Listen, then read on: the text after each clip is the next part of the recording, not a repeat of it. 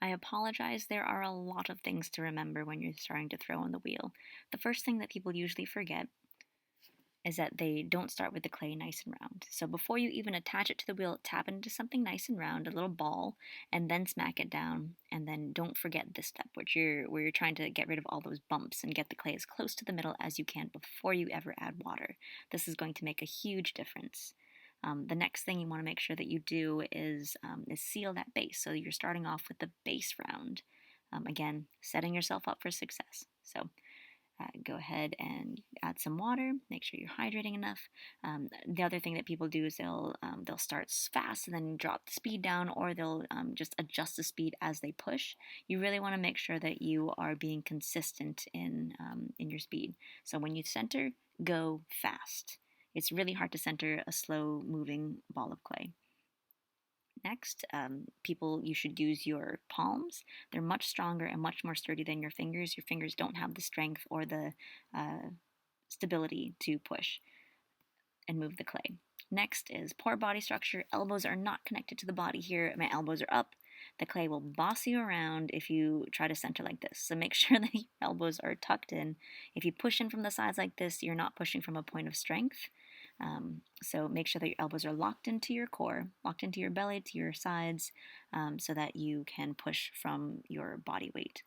The next thing is this clay is not centered yet, but I'm going to skip and I'm going to go ahead and open it up. You're going to be left with a thin wall and a thick wall, and your piece will collapse that much sooner. It will not respond very well. Next, make sure you're adding water evenly. So if you just sprinkle water on, it's going to be unevenly wet. If you just drench it like this, you're going to be wasting water. You're going to be making a bigger mess for you to clean up later, and it's going to weaken your clay. This clay is not hydrated enough. You can see the top is a little bit dry, it's kind of matte.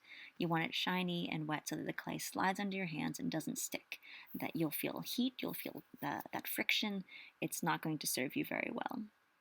Next, some people kind of dig in at the bottom, and that causes a little mushroom. The next thing it does is it allows clay to escape at the base, and that makes this little pancake that will change where your hands reference to the base of the clay. So you want to make sure that the bottom stays clean. To adjust for this, if it happens, you can dig that clay, try to push it back in. Sometimes it comes off in a little ribbon. Just get rid of it. Don't try to attach it again. Right, so I'm going to try to center here. So elbows locked in, base nice and round. Lock in those elbows, make sure the clay is wet enough, make sure your body is nice and sturdy. You're going to push across from your core, lean that hip right in there, push in across the clay and push down with that other hand. The speed is high, clay is wet, pushing across, pushing down, and then slowly letting it go. Give yourself a count of 3 seconds to slowly release the clay. Push across, push it down, slowly release. Now, once you think you have it, another thing to mix up is popping your hands off too fast. It will always throw the clay off. So give yourself 3 seconds to slowly remove. Then another thing that people do is that they will start moving their hands around thinking that they can just manipulate the clay like this, but what you're really doing is you're not giving the clay a consistent shape to take. Instead, apply pressure for 5 to 10 seconds to really give the clay some time to catch up to the shape you're giving it. One that I didn't illustrate here is that people will push down on the wheel instead of on the clay. It's not going to change anything. Instead, it's just going to hurt your hands. I hope this helps. Happy throwing!